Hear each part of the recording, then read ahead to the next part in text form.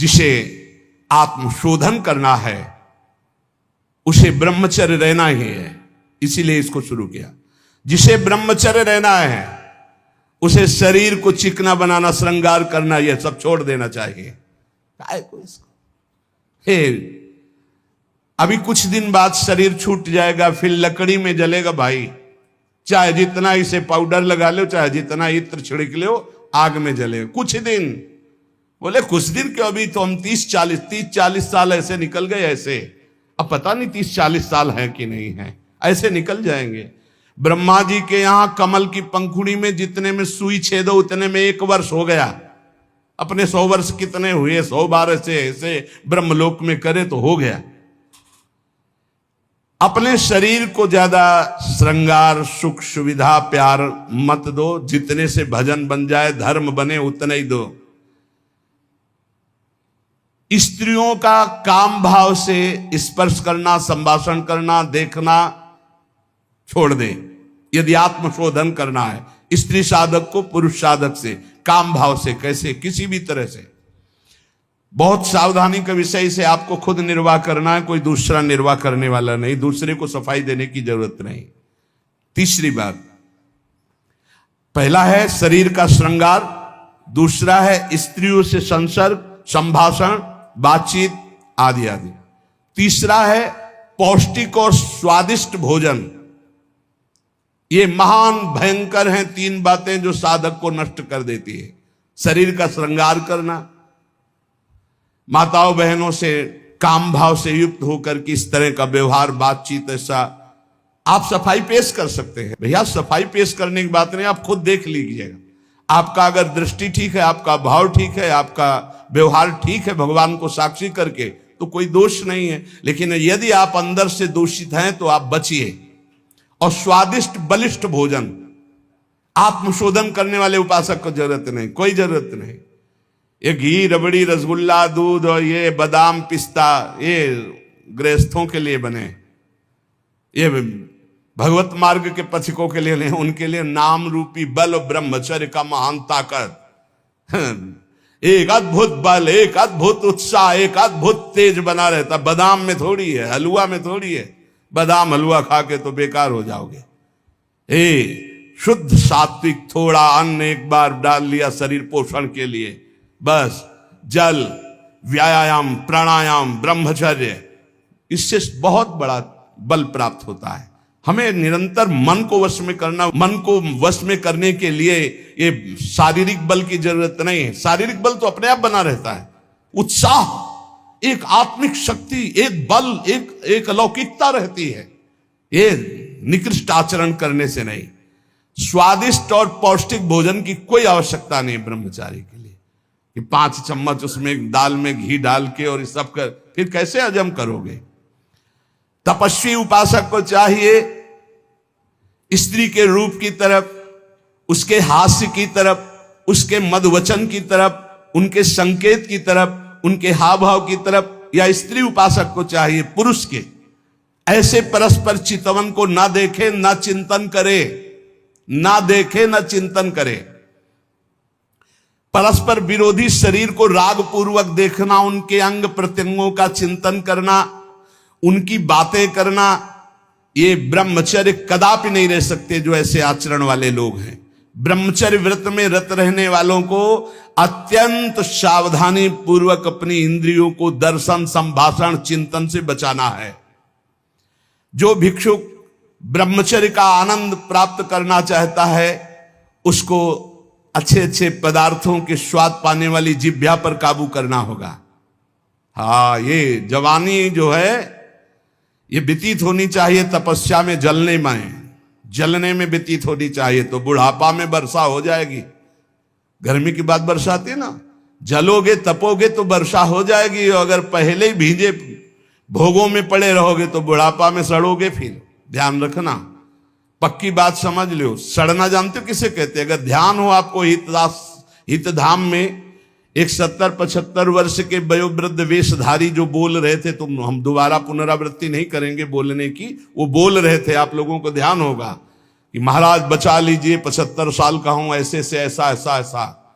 इसलिए ब्रह्मचर्यरत भिक्षुक को चाहिए किसी भी विपरीत शरीर से परिचय न ले, एकांत मिलन की बात ना हो, किसी भी तरह से अपने मन की कमजोरी सामने वाला ना जान पावे। ब्रह्मचर्यरत भिक्षुक को चाहिए कि वासनावर्धक, पुष्टिकारक भोजन, पेय, वार्ता, दृश्य इनका परित्याग कर दे। जैसे बहुत ज्यादा ईंधन हो तो अग्नि उतनी ही ज्यादा बढ़ेगी, ऐसे जितना पौष्टिक आहार करोगे उतने काबाग्नि बढ़ेगी। शरीर का श्रृंगार, शरीर की शोभा, शरीर को सुख आराम देने की भावना वाला कभी ब्रह्मचारी नहीं हो सकता। बहुत सावधान। जब भगवत मार्ग में चले तो अंगूठी की जरूरत क्या है? जब भगवत मार्ग में चले हैं तो किसी भी तरह के आभूषण की जरूरत क्या है? भगवत मार्ग में चले तो कंघा की जरूरत क्या है? भगवत मार्ग में चले हैं तो चिकनाहट लगाने की जरूरत क्या है? सजाने की जरूरत क्या है? वैसे ही तेजों में सजे रहोगे।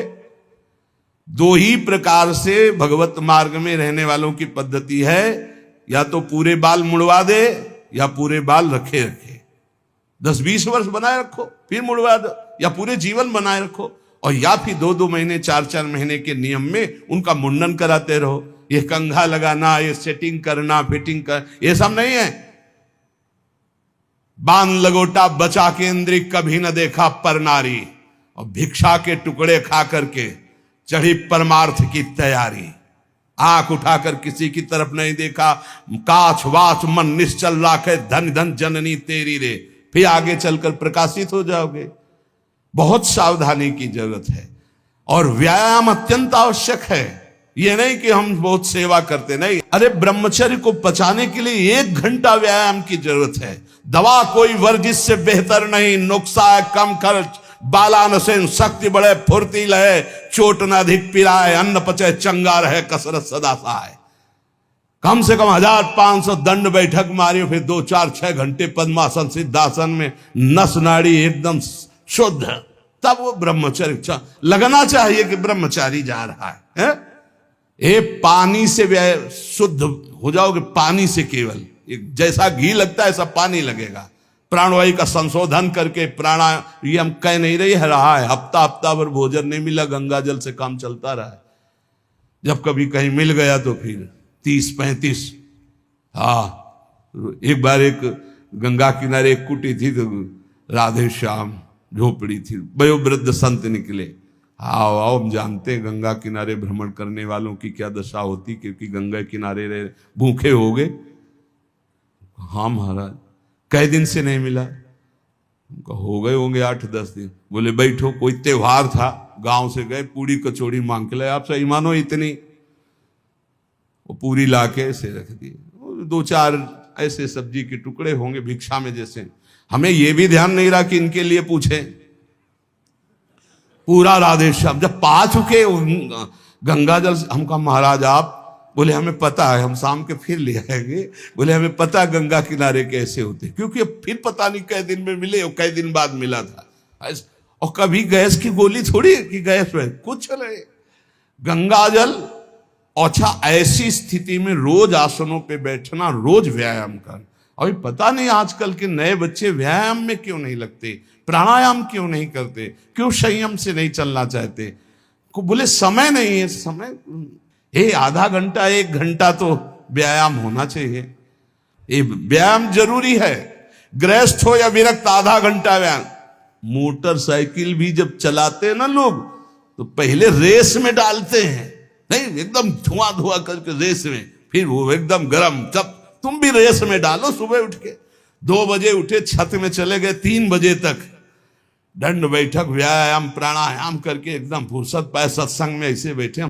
ब्रह्मचारी मतलब आग, ब्रह्मचर्य मतलब आग, आप सच्ची समझो आग।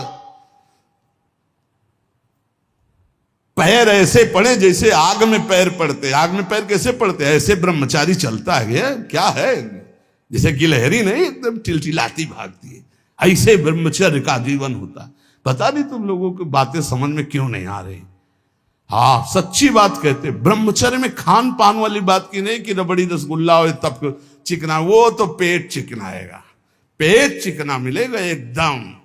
और ब्रह्मचारी के नेत्र होते हैं, नेत्र बोलते हैं, जैसे जंगली सिंह के नेत्र हैं ऐसे ब्रह्मचारी के नेत्र होते हैं। उसके नेत्र में एक पावर होता है, एक दबाव पक्ष होता है, वो जिस पर नेत्र डाले तो एक बार झुक जाए सामने वाले के नेत्र। ब्रह्मचर्य का ऐसा पावर, देवलोक सहित समस्त देवता उससे नित्य नमस्कार करते हैं जो ब्रह्मचारी होता है। जो भिक्षुक वीतराग शारीरिक और मानसिक ब्रह्मचर्य से परिपक्व, शारीरिक ब्रह्मचर्य और मानसिक ब्रह्मचर्य, मन और 5 ज्ञानेंद्रियों के द्वारा किसी भी विषय का धर्म विरुद्ध भोग नहीं, ये ब्रह्मचर्य धर्म है, ये ध्रुपद है, ये नित्य है, ये शाश्वत है।